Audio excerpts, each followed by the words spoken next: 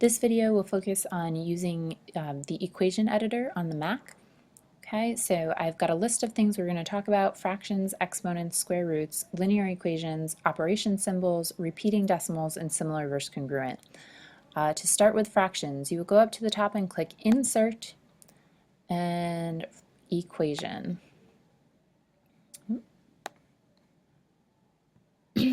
Okay, so there's a nice little fraction button right here that allows us to make all sorts of fractions. We can have stacked fractions, slanted fractions, linear fraction, or a smaller stacked fraction. Stacked fraction is my favorite, and we can click in each of the boxes individually, or you can use your arrow keys to manipulate through the boxes. Let's enter the fraction 2/3, and there we go. There's a fraction. Okay, exponents. Again, we go up to Insert, Equation, and our exponent tool is right next to the fractions. We have this script button, shows up as e to the x. We will open it up and you can click on the the two boxes here. One will allow us to insert a base, the other will allow the exponent. So we will just plug in x squared just to be able to see this. Perfect. Okay. And then we have square roots, cubed roots, whatever kind of root you need. Again, insert, equation,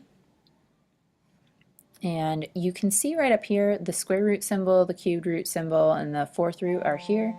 But if we need any kind, we can use the radical button, and it will open up boxes again like before with the exponents. So I will pick radical with degree, and now maybe I want the fifth root of 32. Perfect. Then linear equations. For the most part, you can type linear equations in without needing to use equation editor. However, when you use equation editor, it will slant, kind of italicize all of your equations, so it will make the equation stand out a little bit more and look a little neater. So again, insert, equation, and you can just type this straight in: y equals 3x plus 2. Perfect.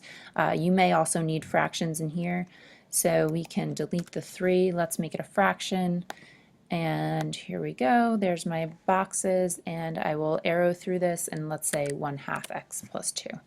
Perfect. Next, operation symbols. Again, insert, equation, and let's just look at some of the operation symbols that are there. We have the multiplication symbol, but then there's also, if you arrow through here, the dot, which we can also use for multiplication, and as well as the star. Okay, then we will arrow back. We have a division symbol, and the plus or minus, you can still just use the keys on your keyboard. Okay. Repeating decimals.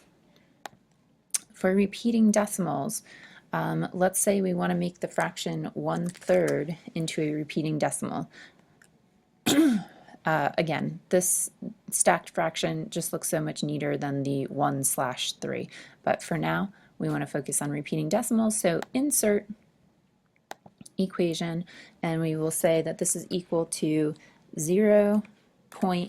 Now we need the 0.3 repeating, so we will use this accent menu, and there is a box with a bar over it, so this will work perfectly for us. So 0.3, and now it is repeating.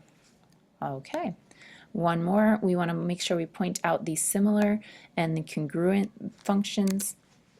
So again, up to insert, equation, and we have right up here the tilde for our similar, and over here our congruent symbol, and we can use those as necessary.